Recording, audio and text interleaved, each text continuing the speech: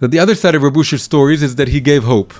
He said, if you really, really come to God, and if you come with a really, really broken heart, and really, really honestly, and not blaming God at all, but seeing that it's all coming from you, then God will help you with everything.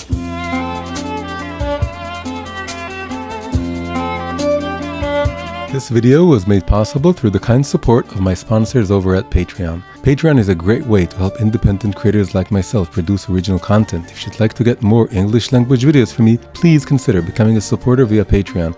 You can find the link in the description below. Thank you very much. It's the evening of October 7th. Although Jews are not very fond of commemorating events according to the Gregorian calendar, we have our own calendar, the Hebrew calendar. And according to the Hebrew calendar, the anniversary of the terrible massacre that took place on what the world knows as October 7th, it was in Simchat Torah, the holiday of Simchat Torah, which is still a few weeks away. But since the whole world has gotten used to calling this day, this event, the beginning of this war, as October 7th, and that's the date that most people use. It's also the date that's right now in Israel, is the date that most people are now focusing on all the people who were killed in that massacre, and all the ceremonies are now being held. So I'm going to address it a little bit. This class is not going to be about October 7th, and it's not going to be about the war. It's actually going to be something different. But in the background, we have this event. We have the thing that we are now 1 year into this war, 1 year of still missing and praying for our hostages to return, for all our soldiers to return safely, and more for all this darkness to be the cause of great light. It's already happening. We already seeing that from this terrible, terrible event, unbelievable positive things are coming into the world. The spirit that's blowing through the Jewish people and all over the world is something, regardless, not putting away or not putting down all the darkness. It's something that's so refreshing that we've been waiting for. And even more than that, it seems like the whole landscape, the whole political, military landscape of the Middle East is about to change, and things that should have happened years ago, decades ago. That's often how it happens. It happens that we wake up due to some terrible cataclysmic event. It shakes us up, wakes us up, and that's what we're witnessing. So the topic of today is really how to find light within darkness in a very broad way, in a very personal way. And we're going to do this by talking about a very special rabbi who lived in our generation. He passed away 21 years ago, who I personally feel very much connected to. And unfortunately, although his messages are extremely important for every Jew and non-Jew, every individual in the world, what he teaches is so vital to all our lives. It could be really revolutionary. But unfortunately, very few people know of him. Very few people have heard of him. Very few people have heard stories about him, read what he had to say, listened to what he had to say. He was a very modest man, a very humble man. But really one of the greatest rabbis of the recent generation. His name was Rabbi Usher Freund. But he is known by his disciples and everyone who knew him and everyone who talks about him. He's known as Reb User. Reb User, because this is the way, the Ashkenazi, the Polish Ashkenazi way of pronouncing the name Asher. Asher is one of the 12 tribes, but it's pronounced as Usher. And he was known as Reb User. That's how everyone called him. That's how we will refer to him. He lived in Eretz Israel. He was actually born and raised in Jerusalem. He lived to the ripe old age of 93. He was born in 1910. He passed away in 2003, 21 years ago. And his yortzeit is a week from now. It's next Sunday. He passed away on Motzei Yom Kippur, following Yom Kippur, the Day of Atonement. He was old, like I said, it was 93, and the fast was too much for him, and he passed away that night.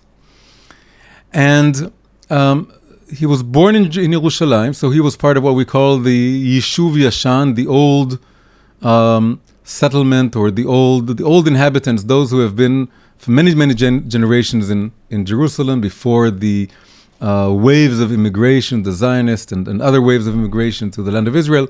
He was one of those families, and he was a Hassidic rabbi, but an unofficial rebbe, we can call him. He didn't have like a court.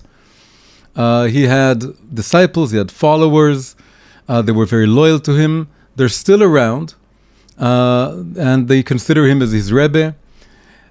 He would teach, but he wasn't like a full-time rebbe. He actually owned a jewelry shop on Yafo Street. And he founded one of the greatest, biggest, still operational charity fund, which is called Yad Ezra. It's still operational. You can see it all over the country. He founded it. He began it, and he dedicated much of his life to it. In many ways, if you read the stories about him, he really sounds like a modern-day Baal Shem Tov. In terms of his kindness, his chesed, his charity, and in terms of the very, very lively, potent, sparkling Torah that he would give away, that was coming, bleeding out of his heart, you can say. It was extremely authentic. And also, in terms of the miracles he performed, like the abilities that he had, the supernatural abilities, the things he could know, that he could see, that he would be able to, the things that existed around him, it sounds like stories from the Baal Shem Tov, except the stories of the Baal Shem Tov, they all take place in, around the 18th century shtetls of Eastern Europe. And that has a sort of romantic air about it. You can imagine it, and then we picture it in the children's books. There's picturesque little towns and villages of the Jews with the wagons and the horses, and it's all very romantic. And with Reb Usher, it's very similar stories, but they take place in modern day Jerusalem, between the bus and the bank and the jewelry shop. And it's just unbelievable to think that a person like this existed in our generation, right here. I'm sad to say that I had one opportunity to meet him, and I passed on it. Something that I regret to this day. I was early Baal Tshuva. I lived in Jerusalem. Someone told me there's this very fascinating rabbi everyone talks about him, Reb User. Let's go. And I dismissed it. And I think it was one or 2 years before he passed away, and I missed my chance. What we do have now is all the stories. He didn't write books. His followers also at the time didn't write much of what he said. We have a book of letters that he wrote. It's called Imrei Asher. You can really feel his heart and the way he comforts people, the way he talks to people in those letters. And then there are books of stories. There was one very book that here it is right now. You can see his face also. So this is the man, Reb Usher.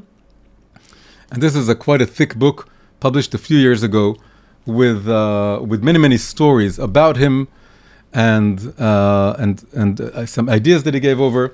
And now what sparked this class for me was that now yet a new book, a thin one, just came out a few months ago, and I got it just before Rosh Hashanah. Ashrei Ha'ish is called. Nothing, as far as I know, of his works and his stories exists in English. So for an English speaker, there's absolutely no way, hardly anything, that you can connect to his teachings. There is another book that also didn't really come out. That was the first thing that I was exposed to. It's a book of 64 very short, cryptic, beautiful gems of stories that I thought he wrote them, and then I realized the student of his wrote that book, but it was all inspired by his teachings. And that was also not translated into English, but today, preparing this class, I saw one Jewish rabbi who started teaching those stories. He would read them in Hebrew and then translate them into English. He said he would do all 64, but he only did 10, and then he stopped. I don't know why. Later on, I can send you the links. and it's a bit hard. He reads the Hebrew in a very heavy Ashkenazi sort of accent, and then he reads the English. I'm going to read 2 or 3 later on directly in English for you. So an amazing character, and basically I just wanted to dedicate this class because his Yortzeit is a week away. We may have a class next Sunday, but it'll be dedicated probably to Sukkot. So, and it'll be after Yom Kippur. So now we're in the 10 days of awe, the 10 days of repentance, and I think his teachings are extremely vital. For me, they're life-saving. And I'll say one more thing, maybe the most important thing, the connection, the reason I heard about him, the reason I feel connected to him, the reason I discovered him, is because my own Rav, Rabbi Yitzchak Ginsburg, that those of you who know me, you know of him, and you know that he's my rabbi, and I get most of my teachings from him.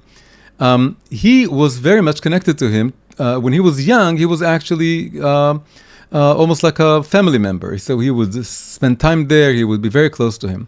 Now when people hear this, they're very, very surprised. And the reason is that Rabbi Ginsburg is known as being very much an intellectual, a Torah intellectual, but he's he's like a genius, and he's a mathematician, and his Torahs are very dense and very complex and very wordy and subtle and very cerebral, and they're also very spiritual, but they're also very cerebral. Whereas Rabbi Usher didn't have anything of the sort. He appeared to be a very simple rabbi, and the people who followed him were all very simple. They weren't the most educated or the most clever people, and he would talk to them on a very simple level. He would tell them, he would help them cope with their flaws and with depression, with being poor and with the illnesses, and he was that kind of Rebbe. He would really put his life and his energy and his heart into helping people in the lowest most points in the lowermost points in life, we can say, when you're most depressed, when you feel it's hopeless, and people would come to him with all their pains and all their hardships, and he would listen and he would help them. And you wouldn't connect Rabbi Ginsburg with this with Rabbi Usher, but this is very superficial. If you go beyond the superficial, when you listen to Rabbi Ginsburg, and basically all of Chassidut, including Chabad, which in itself is the most complicated and cerebral and intellectual Chassidut, at its heart, it's about very simple things. It's about being very tamim, that is very sort of sincere and wholehearted in your service of Hashem, and having simple faith. And that same simple faith is what drives Rabbi Ginsburg. He may be the most genius, rabbi out there, and he may have the most complicated Torah, but if you know how to listen, it's all about connecting us, and that's the heart of the matter, connecting us to the simple, very sincere faith in which you give everything to God. And it's not about you, and it's not about what you know, what you don't know. And let's say underneath this edifice of knowledge and wisdom, there's a foundation of knowing that we don't know anything, and being constantly grateful to God for teaching us and giving us the ability to even learn. So he got this from Reb Usher. From Reb Usher, he got his we'll talk about this, his lowliness, his sense of lowliness. That's a notion Rabbi Ginsburg keeps going on and on about. It's because Reb Usher would go on and on about it, and he got this from him. And it's also superficial because Reb Usher wasn't so simple as he appeared. He was a great scholar. He learned a lot of Torah, and when asked, it was clear that he was extremely knowledgeable, and he would be able to quote and know from here and there. But he didn't show it. He didn't show off. He didn't show this off. That wasn't his thing. His thing was something else.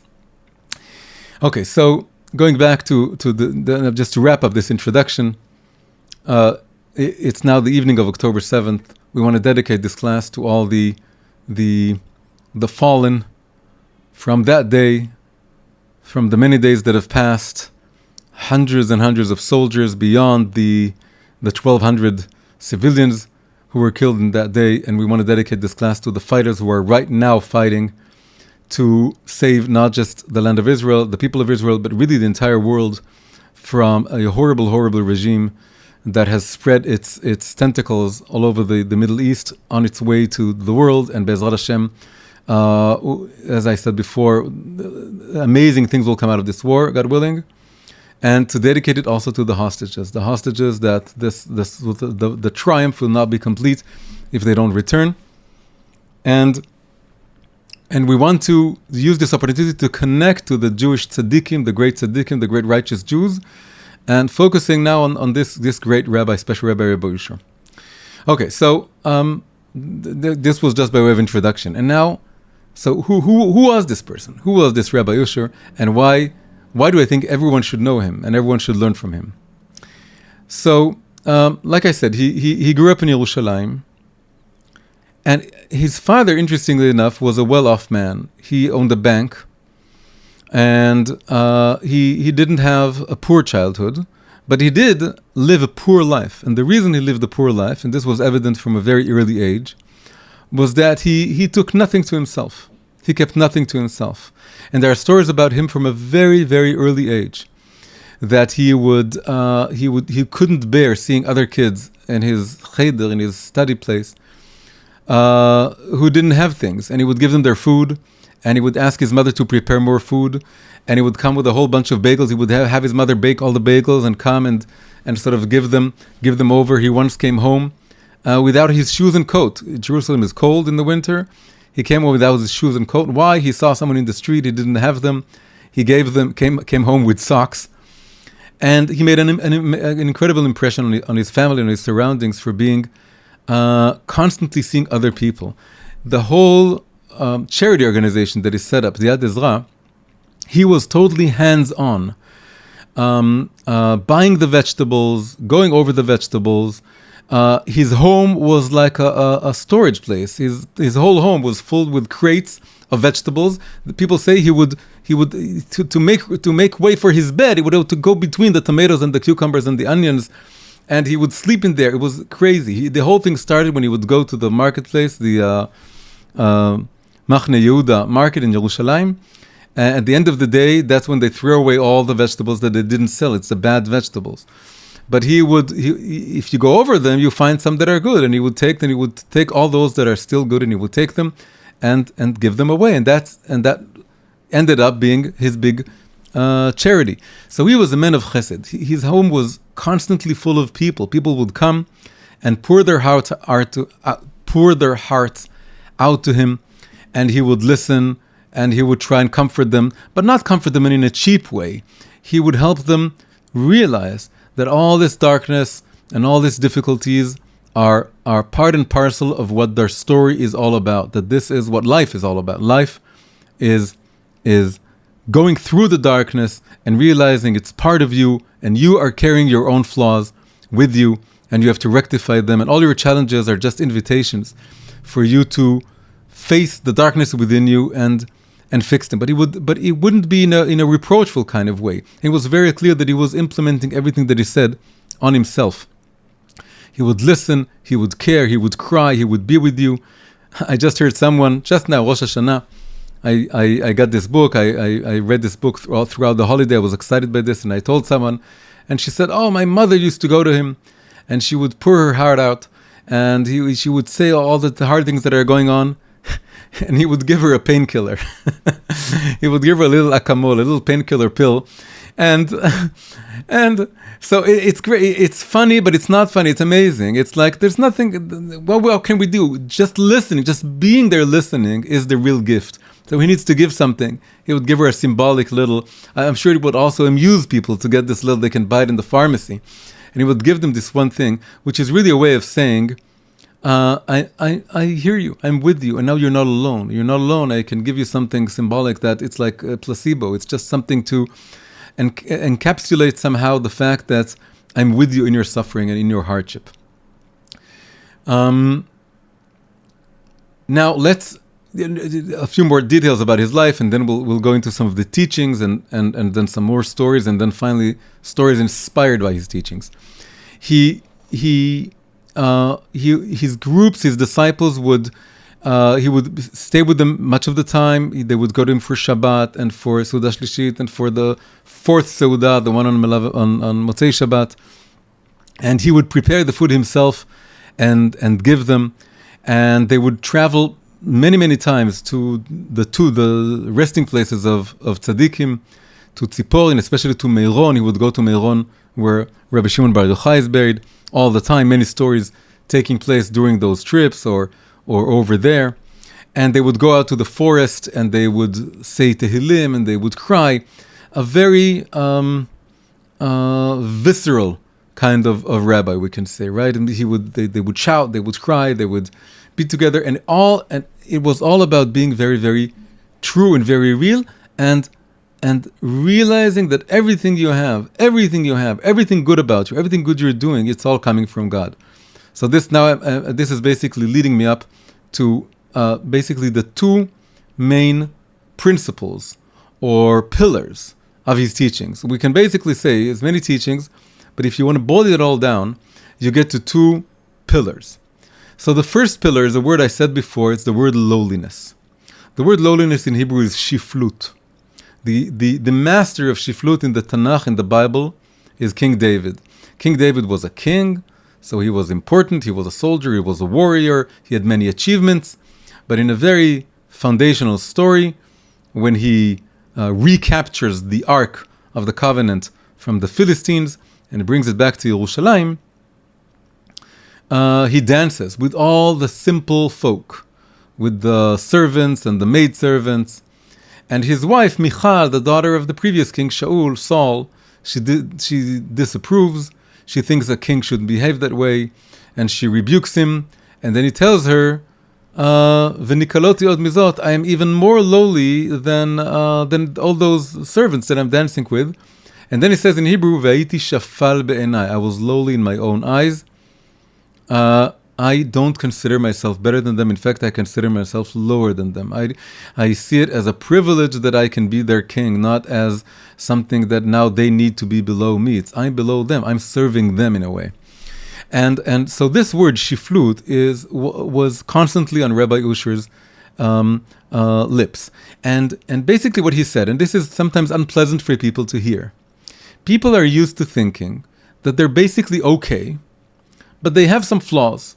They have some character traits that are not so good, and they can take care of maybe those traits, or maybe they can say, on the whole, I'm a good person, I'm a great person, but I have this flaw, or maybe that flaw, and then I can work on that flaw.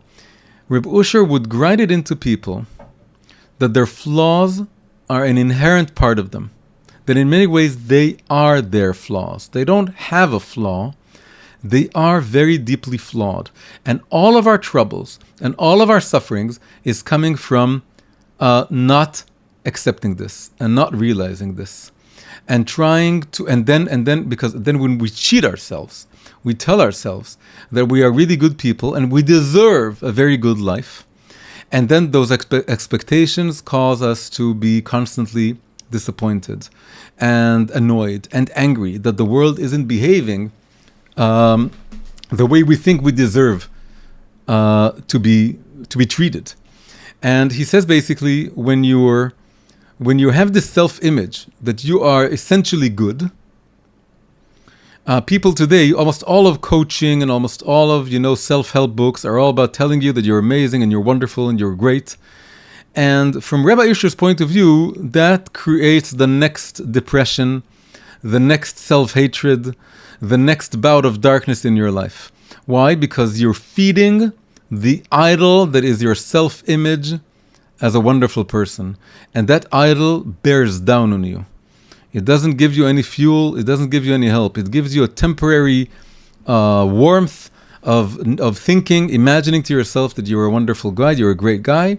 But then it ends up being a burden that you're carrying on your shoulders, this self-image of yourself as someone who's essentially great, but maybe has some flaws. And he would tell you, no, you are essentially flawed. You have a flaw, and if you're a lemon, you don't become an apple, and if you're an apple, you don't become an orange.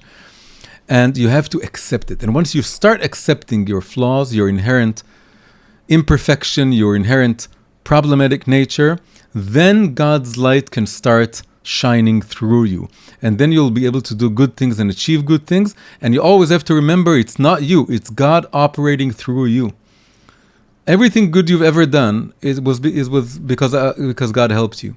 So you yourself are you have to constantly feel that you're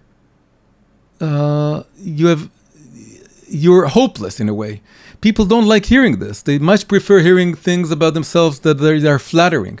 But he would tell them, no. If you go past this and you're willing to accept that you're a mess, then you can start living, properly. And then you start being grateful, and then you start owning your flaws and your faults, and then you make room for God to intervene and to help you. And which leads me to the next pillar. So the first pillar is this. The next pillar is, if you're a mess, then what hope do you have? The hope you have is constantly clinging and cleaving to God. You can't move a muscle, you can't move an inch without God constantly right now giving you life. He would constantly say, God is right now giving you mouth-to-mouth respiration. Every breath. This was said of King David. King David said in Tehillim, Kol ha-neshama tehaleliyah, all my soul praises God. And since the word soul in Hebrew is the same root as the word breath, then the sages said, Chazal, they said, every breath you should be grateful for God. So this became an idiom, a slogan. People know this, but once it's a slogan, you stop hearing it. So you have to say it in new ways. And he would say it, you are being, every moment, every breath is a gift from God. And you have to totally acknowledge this. And it's like mouth-to-mouth respiration. He's breathing life into you. Another image is you're a baby suckling at his mother's breasts. And you don't have any existence yourself. And without your mother's milk, you don't have any life. And kegamul alei imo, this is also in Tehillim, in Psalms. Kegamul alei imo, like a baby suckling on his mother's breast. That's how King David felt. That's how we should all feel. And a term that he was very fond of saying, which is a little bit weird to understand in the beginning. I found it a bit strange until I realized what he was really talking about. He took a very, very simple Hebrew word, which is sibot. Siba is cause. Sibot is causes. And he would constantly talk about there being sibot, causes that help you and surround you. And the more you read it, the more you understand what he's talking about. What he called sibot, it was his own personal vernacular or vocabulary that he came up with. What he called sibot, or reasons or causes, are constant opportunities and chances that God throws your way in order to help you to connect to Him. And he said, if you pay attention, every time you're doing something good and every time you're avoiding doing something bad, it's because not from you, but God sent you a hint, a person, a thought, a feeling. He sent it to you in order to save you from that misdeed and to help you do a good deed. So you yourself would never do anything good. But then your conscience came up. What is your conscience? Your conscience is God within you. That was your siba. It was the reason you did this good thing. And he says you have to be very sensitive. And you have to notice every time you're about to do something wrong, something bad, if you notice, the moment before you do it, you're sent a siba, you're sent a cause, a hint. Could be something you see in the corner of your eye, could be something you hear, could be a thought, could be a memory. It comes there, it's like a lifeboat to save you from doing that mistake. Now it's very easy not to notice it, because our urges and inclinations and desires are very, very, that's like the ocean you're about to drown in. But if you notice, on the ocean there floats a little raft, a little something you can hold on to, like a life. How do you call this? Like a lifeline or a life, something you can grab onto, and that is God sending you a siba. Now, the word siba, he didn't say this. The word siba comes from the word sivuv, lesovev. It's all about things are the causes of nature, the cause and effect chain of nature. It's like circles within circles, and basically it's coming from God's encircling lights. God isn't manifestly present in our lives in the sense that He's manifestly present, like if you're a prophet. We don't have prophets, so God is present in roundabout ways. This is the image of the circle. So Siba comes from Sivuv, comes from the Or Sovev, the surrounding lights. It's a roundabout way. God is sending you all these signs and images. He says that when we pass away, He once told someone, you think the suffering. Listen, as you tell you think you can't read Him every day, all day. You have to read Him every once in a while, because sometimes it's too. So He said, you think suffering ends in this world? It doesn't end. Your soul continues to suffer in the world to come. The only difference is now you can do something about it. It's not the easiest thing in the world to hear. So we would say that when we go up, and when Mashiach comes, we're all going to be shown a movie of all our lives, and we're going to see how every time before we did something wrong, we had this siba, we had a chance, we had an opening, like a portal opening, that you could have been saved from that mistake, from the bad thing you did, and you missed it, and you're going to be anguished at how you missed this. So don't miss those opportunities. Notice them, take note of them, and sin is constantly luring and is like a chasm open under our feet. He would always use this, just like you need to be constantly breathed life into, so the chasm of darkness is constantly open under your feet. And if you're acutely aware of this, you're also acutely aware of all the different lifelines that you're being thrown. Okay, so now some stories. That's the two pillars of his teachings. Which you have to read, in many different ways and versions to let it seep in. Now, a few stories about him. So one story is that one of the trips he took to Meiron, he had a suitcase with him. In the suitcase, he had a lot of money that he made from a major deal that he did with the jewelry. He just sold a major piece of jewelry, and that was basically his money for his livelihood for some time. And including other things that people owed him, that he took, whatever. He had a big suitcase, and he went there with one of his students, and he would always go to the forest to lihit boded, right, to be alone and to speak to God. And he told him, please look after, and he stressed very much, please look after the suitcase, because it's very valuable. And so the guy took the suitcase, and Rabbi Usher went into the forest for whatever long he took, and he came back, and the guy was guarding it, but one moment. He lost his concentration, and someone realized the suitcase must be very valuable, and he took it. And the guy was at a complete loss. He didn't know what to do. His heart was beating. He was pale. He was going crazy because he was stressed so much that he mustn't lose the suitcase, and it was stolen. And Reb User comes from back from the forest, and he sees him, and immediately he understood what happened. And he came to him, and he was like pale and shaking, and he told him, Reb User told him, did you eat lunch already? Did you have anything to eat? And he said, no, but the suitcase. I said, no, never mind. Did you eat anything? So I have a good salad there, I have a good bread, let's sit and eat, and you need to eat, you need to rest. And that's what they did. And they came back, and he never, ever, ever mentioned the whole thing to him, ever again. So one story. Another story. There are some stories that are more like supernatural. One story is that a couple came to him. They didn't live in Eretz Israel. They lived in Europe somewhere, in abroad somewhere. And the husband had this issue that he would get angry and shout until the wife couldn't take it anymore. She couldn't take his shouting. So they came to Reb User. Reb User spoke to the husband, and got him to commit to not shouting anymore. He may be told, whatever he said, and he really made a promise that he's not going to do it anymore. And then they came back, and it was great. It worked.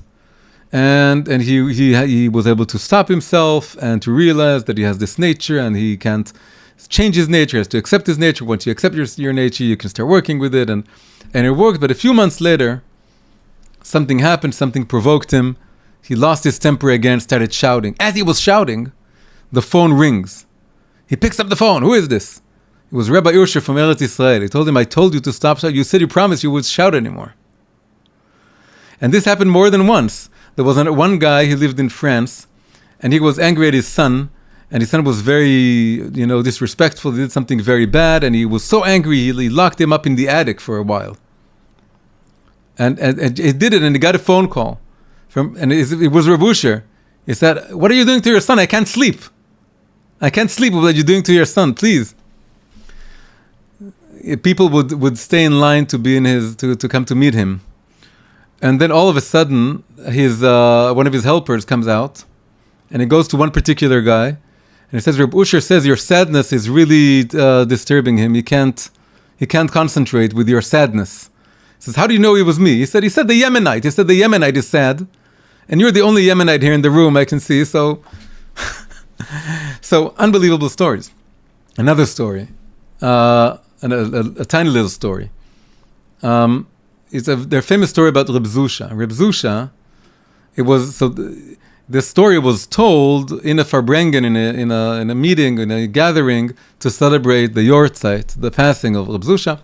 Reb User, one of the greatest Hassidic rabbis of the third generation of Chassidut. It was well known that him and his brother, Rabbi Elimelech of Lizhansk, they would travel all over Poland, Ukraine, wherever it was, all those shtetls. And one of the things they would do is they would get to a place, and they could see in their Holy Spirit, the Ruach HaKodesh, the misdoings of people there, their averot, what they did wrong. They could tell. They could look at their face and they could tell. And then they would sit there, and Reb User would tell Rabbi Elimelech, he would confess out loud that he did the same thing. Or he would be alone, and he would confess doing the same thing, and they would talk about it, and the guy who really did that thing would overhear it, and then he would tell them, and he would come and he would tell them, I also did the same thing, and then they would say, let's do tshuva together, let's repent together.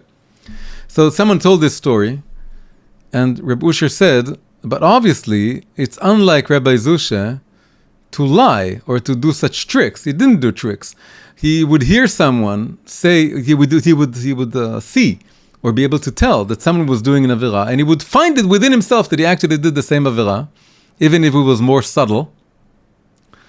And then he would really repent out loud for doing that, and the guy could participate. The guy would come and say, well, I also did the same thing. And they would participate. But obviously, he wasn't a game. It was a real thing. He really noticed. Another related story. Someone was going around telling terrible things about Reb User in Yerushalayim, that he did this, that he did that. It was obviously all false. That he lied, that he did this, he did whatever. And another important rabbi couldn't take it anymore, and he told him, let's do something. Let's call him out for his lies. Let's tell everyone that he shouldn't be trusted. Let's expose him, because he's going around spreading all these things about you. And Reb User said, no, everything he's saying is true. So the other rabbi was, what? Are you saying you really did those things? He said, well, at the last moment, Hashem always stops me, but I could have done them. I could have done all those things that he said. I have all the same inclinations. What can I do that God is saving me every time from doing those things? But I could have done the same thing. It's not beyond me. I'm prone to all of those things. I'm prone to everything. People would tell him, how come you're so having all this chesed, all these good deeds that you're doing, that you're giving, and your house is a house of giving? He said, I'll tell you the secret. He said, I'm terribly, terribly stingy. I'm horribly stingy. So I'm doing davka. I'm doing it on purpose against my own yetzer hara. I'm giving all this away. I'm giving everything that I have away in order to annoy my stinginess, because this is really the way I really am. One day there was some madman going in the house. His house was full of people all the time, and he was shouting and he was doing things that are improper, whatever. And even his family couldn't take it anymore. And they told him, let's kick him away. And he says no. And he says, why don't you kick him away? He says, is this my home? It's not my home. It's God's home. It's not. So again, those stories are not everyone can live like that, but it's really something very incredible. Another story. Once he went to his jewelry shop with a friend, with a student, and then he says, "You know what? Hang on, I have to go to one place." He took him to a side street. He says, "Wait for me 1 minute, just 1 minute. I have to do something in this apartment."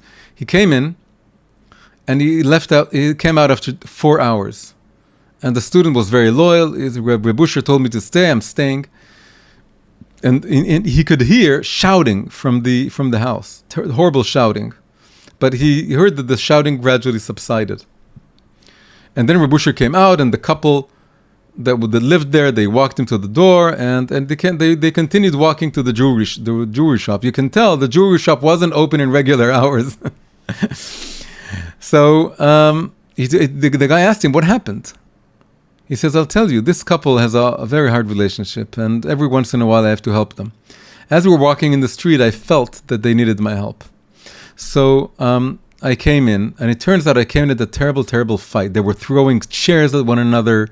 One of them tore the phone out of the cord, and the house was a total mess. And I got in, I didn't know what to do.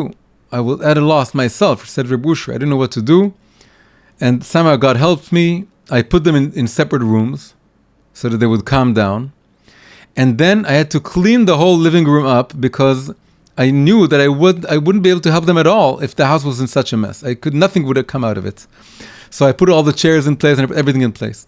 And then I went to speak to one of them. I went to speak to the other one. Then I put them together and I got them to come down. And you saw they walked me to the door. And then he said, "I don't know how long it will last, but that's not for us to decide. We can do whatever we can with the opportunities given to us, the utmost that we can, and from now on, we can't control it." I'll tell you another story. This was actually a long story, but I'm going to cut it short. So one day, in what is called the fourth seudah, the fourth meal of Shabbat, which is really after Shabbat, Motzei Shabbat. Sometimes it's customary to make a fourth meal. And he would be the one cutting up the salad, giving everything. And then one of his disciples came, and he brought with him someone from the synagogue, someone from France. And Reb User could see that this guy was very impressive. People would be impressed by him. They would talk to him, and that was also the reason the guy brought him from the shul. He would fascinate everyone and talk with everyone.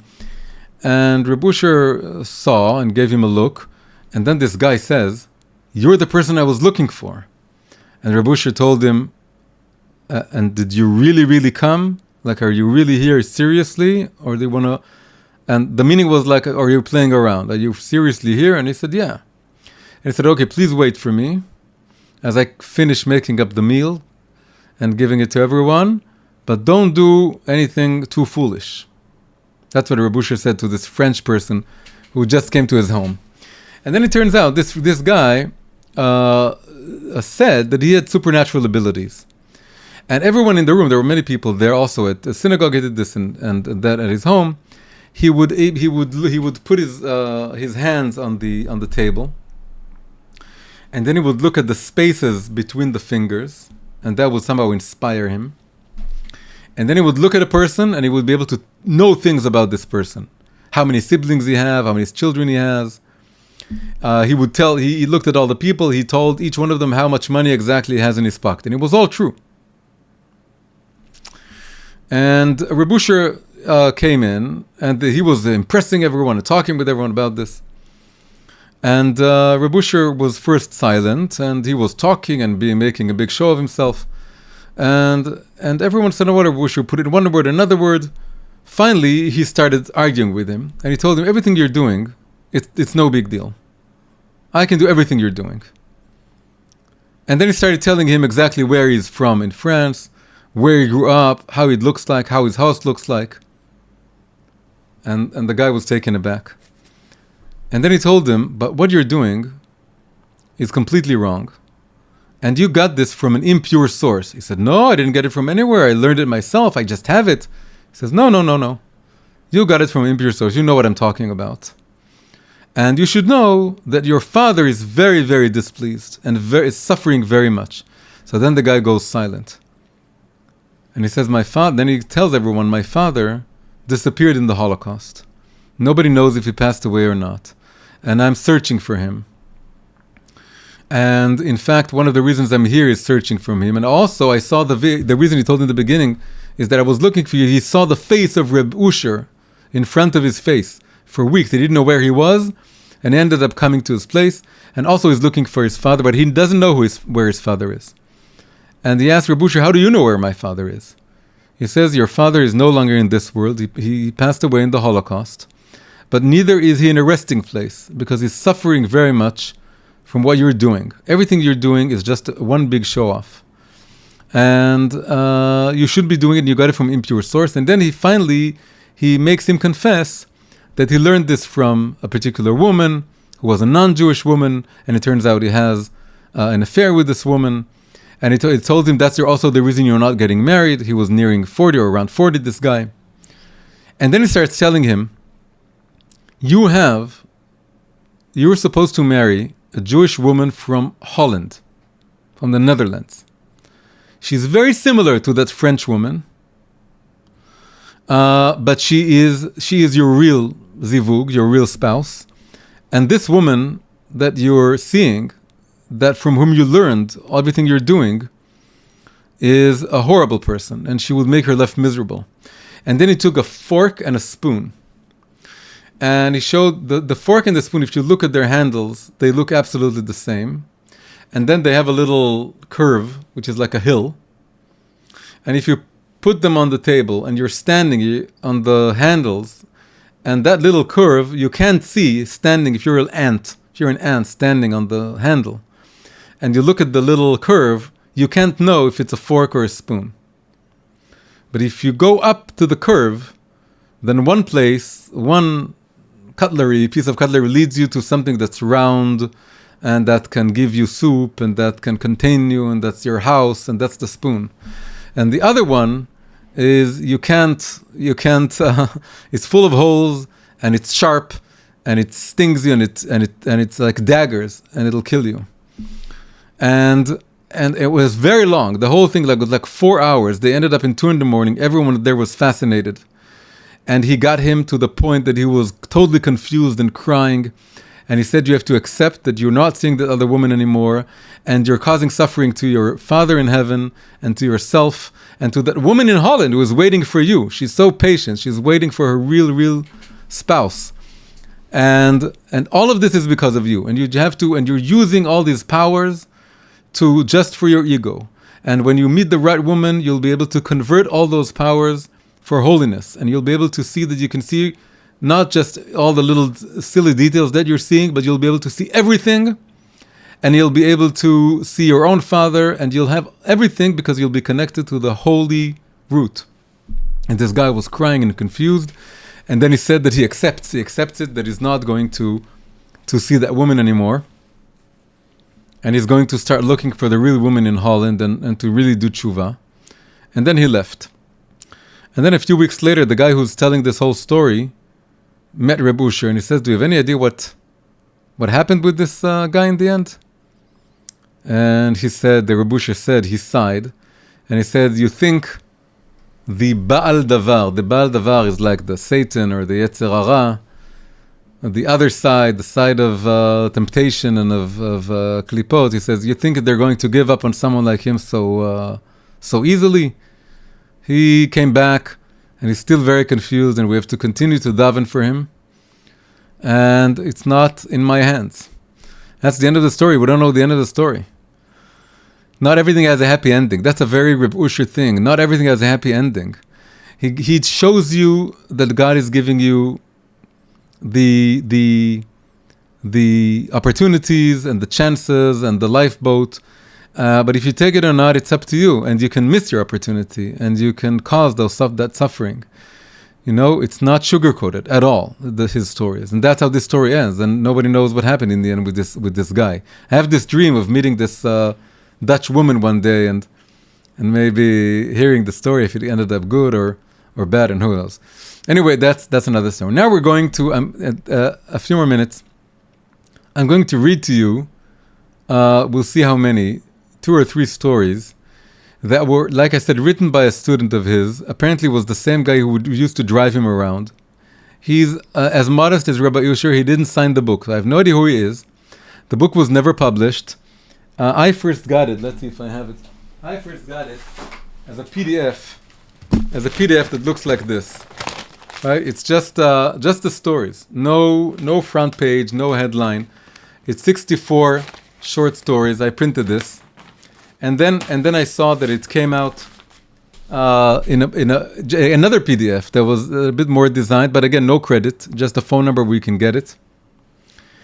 And an amazing treasure. It's just unbelievable. This thing wasn't translated and wasn't published and isn't out. It's just amazing. Some of it is very cryptic, but some of it is amazing. I'm going to read to you. We'll start with one. So the first story is called The Story of the Fallers. Those who fall, Hanuflim. There were beings who were walking and continually falling. There were these people, they constantly fell. While the rest of the world walked and arrived at their destinations, these people would walk and fall. They became very discouraged, wondering how come the whole world keeps on moving forward while they keep falling and falling. A wise man came to them. The wise man in the stories is probably Reb User himself all the time. A wise man came and said to them, at the very least, get up and continue walking. What can you do? Just get up and continue walking. They listened to his advice and would get up and continue walking, only to fall again. Then they would rise once more, and the world began calling them the fallers, those who fall, the falling. That's how everyone called them. They had a label. They became so accustomed to falling that it was a great wonder to them how they were able to rise and stand. In fact, when they fell, it felt familiar. And when they managed to stand, they were astonished. It was no big deal when they fall. Everyone would call them the falling, so falling was their natural state. But the big deal was that they could get up again. Eventually, they began to call themselves the risers, amazed at the miracle that they could rise at all. And then the whole world began to call them the risers. End of story. End of story. This is very Reb User, because Reb User told you, you are fallen, you are falling, that's who you are. By the way, David, he was probably a reincarnation of King David. King David is called by Chazal Bar Nafla. Bar Nafla is the falling. Why? He was never supposed to be born, King David. King David lived exactly 70 years. And it is said that he wasn't supposed to be born at all. He was supposed to be a miscarriage. But Adam, the first human being, Adam saw that one day this amazing messianic soul will come into the world, King David, and he will not be born.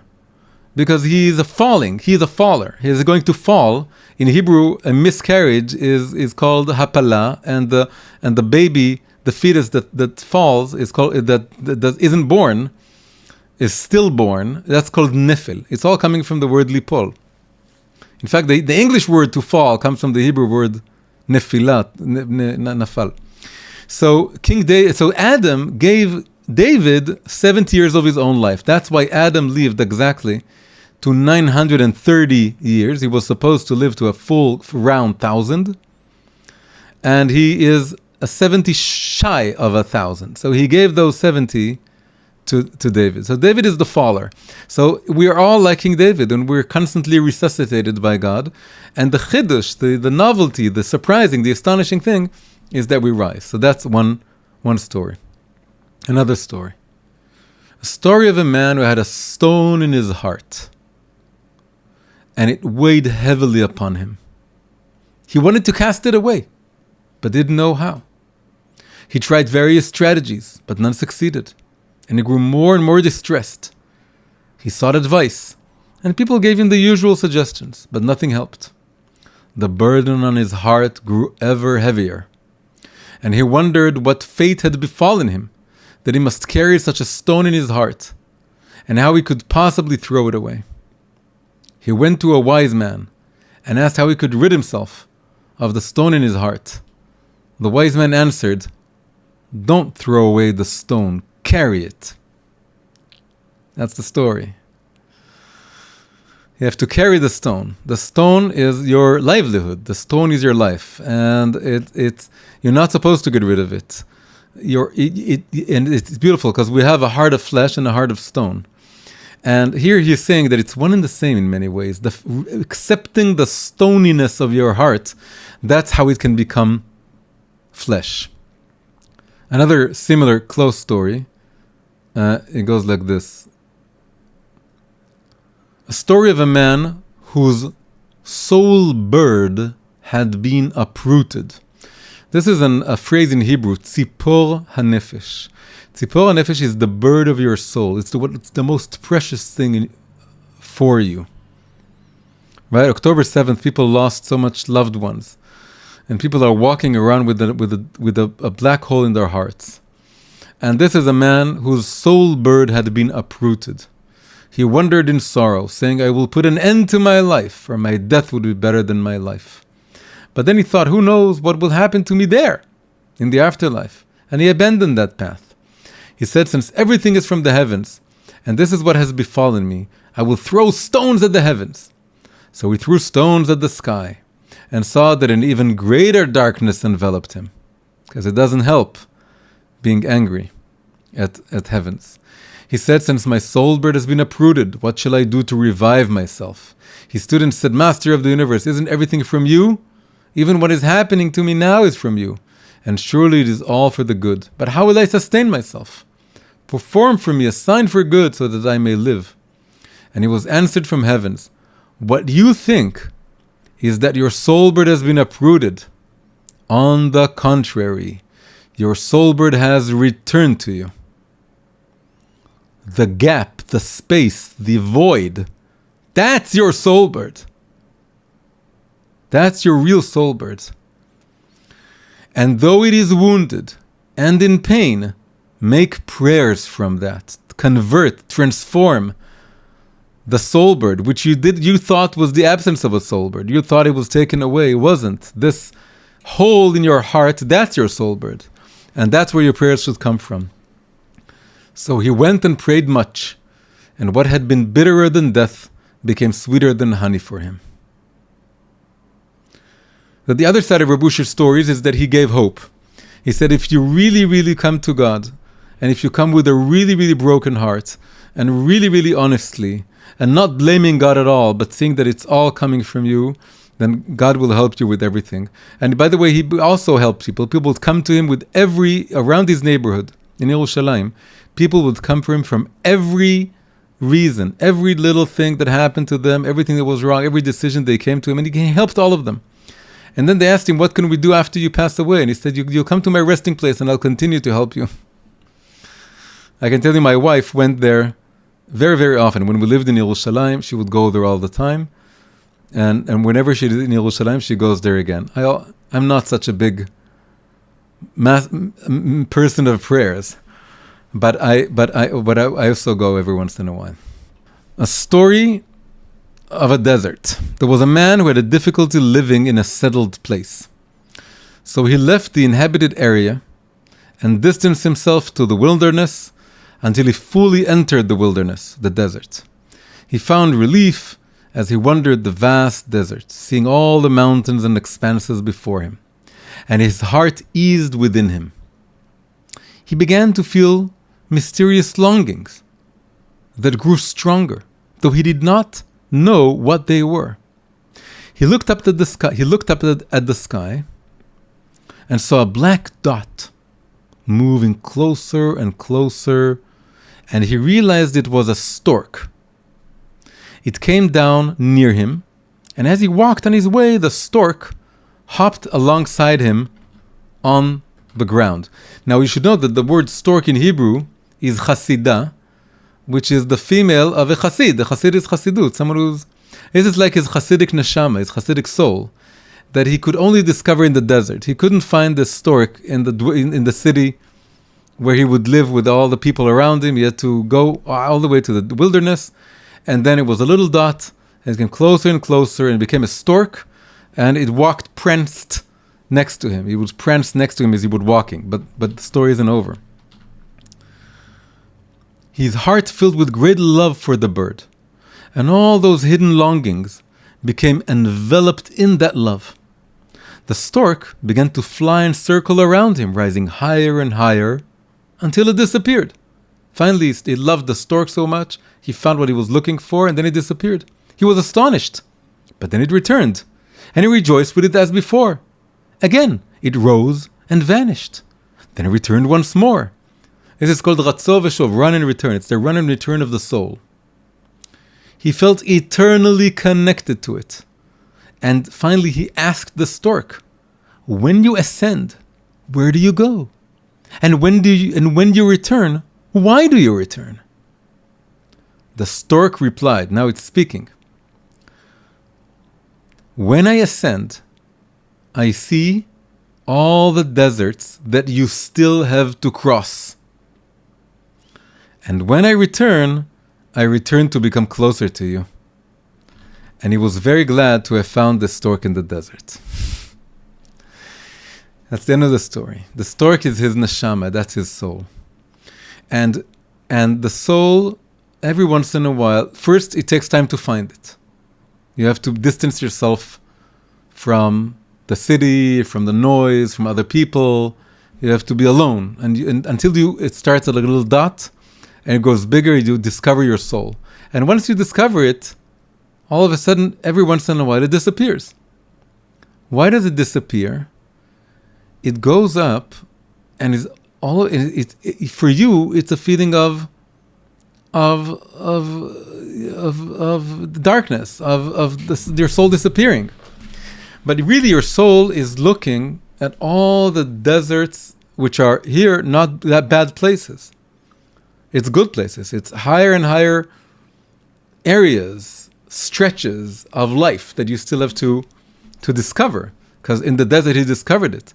So the soul has to go up in order to reconnect those moments of absence, of hiddenness, that he can't see the bird of the soul.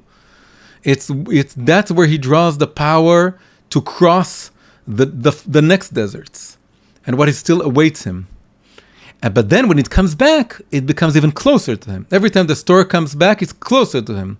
But then it disappears again to give him koach, to give him strength, to go through all the difficulties and hardships and problems that are still await him, and to rediscover himself in that wilderness. The wilderness is both a place of suffering and confusion, and it's also a place where you discover yourself, your soul, your Torah. So I think it's a beautiful story. And again, it's not Reb Usher, but it's a teaching inspired by Reb Usher, by his student. And all I can still do is say that I hope one day more of his teachings will be available in English. And maybe if God gives me strength, I'll be able to help find maybe the right people, the right persons to somehow maybe set up a website. I'm getting myself in trouble now. But I think it would be, I see all your nice faces, and I see how you enjoyed these stories, and I think about all the people who can benefit from his teachings in English. So hopefully, Be'ezrat Hashem, we'll be able to spread more of his teachings around. Again, it's not for every day and every time of the week. Some of it is extremely, it wrenches you out. It's for me, it's not enough. I need some other Torah, that's more would occupy my head and would inspire me to see all the divine lights that are in the world and can be rectified and elevated, which is what I like doing most of the time. But every once in a while, I have to go back to Reb Usher, and Reb Usher grounds me. He grinds me and he grounds me, and he connects me back to my root and my ground. And may we all carry our stones, carry our voids, and from that void and from that stone, discover all our prayers and lift them up and transform our darkness into light. Hi everyone, if you enjoyed this episode, please press like, subscribe to the channel, and leave a comment. If you want more English language videos from me, please consider becoming a supporter via Patreon. You can find the link in the description below. Thank you very much, and see you in the next episode.